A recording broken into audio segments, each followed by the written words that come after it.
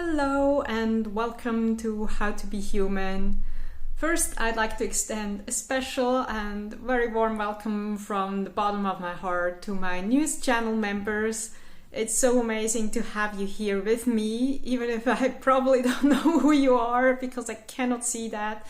Still, I really appreciate you and I hope you enjoy everything that I present here, that it supports you in your own journey, and maybe even like family members and friends, because every little bit you work on yourself and change within yourself will radiate out into the world. So great to have you here, and to my older and maybe long-term members here, thank you so much for staying with me all this time. It's amazing and I love to see this channel grow as slowly as it goes. It's joy for me and it makes me very happy. So today we are going to talk a little more about our creative process and the very interesting part of subconsciously creating our reality. When we talk about consciously creating our lives, we also have to address the subconscious side of the process, which takes up the major amount of everything we create. And since none of us are aware 100% of our thoughts all the time, looking at that aspect is essential. So, real quick, the process, again, it's the will that gives shape to a dream or idea we have, and the heart that sends out the according signal as emotional energy pattern. When we are aware of our thoughts and maybe even the matching emotions, we are usually also aware of what we are pulling into reality. And since we rarely create something we do not like, it's nothing we worry about. On the contrary, we usually look forward to it, like a vacation or maybe a project, a hard project that we wanted to create like a long time ago and we finally get to do it. It gets really interesting when situations start to show up that we do not like. We pretty much immediately feel like victims of our circumstances because we are unaware that we are creating these unpleasant situations too. It's just not consciously.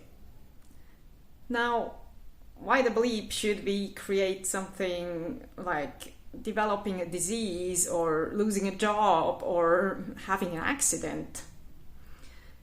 The answer to this question is sometimes a bit frustrating, at least to me, and yet it contains all the hope we need to make changes.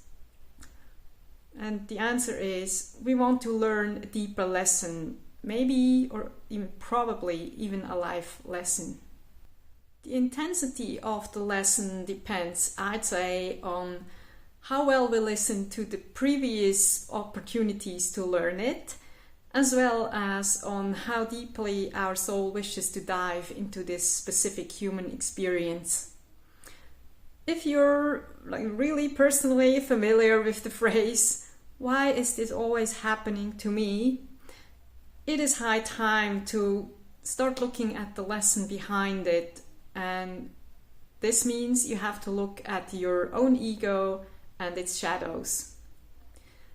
Since the shape-giving will is physically associated with the brain, and the brain also is the place where our survival patterns are physically present in the form of neuronal patterns, like the way our brain cells are connected, we need to reprogram our brain if we want to change the outcome of our subconscious creations.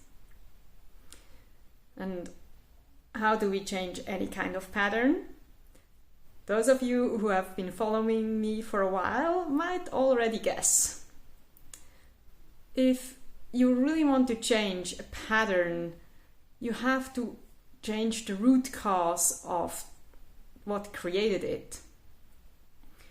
In this case, we have to venture into our own shadows and go find the initial wound that caused us to create the protective survival pattern that keeps running subconsciously and sabotages our creation process.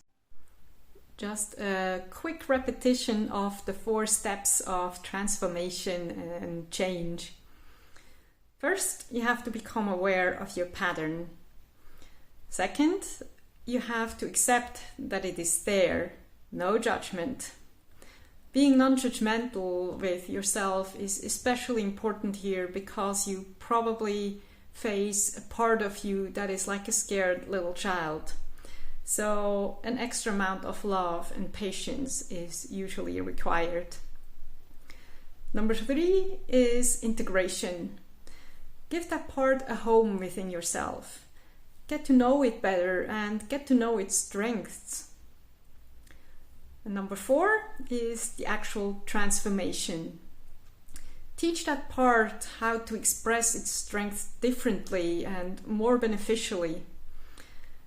So this is how you create the change. Through transforming the root cause of your subconscious programming, you're going to create new ways of feeling and thinking. That's how you reprogram the neural pathways in your brain and thus change the frequencies of your heart antenna.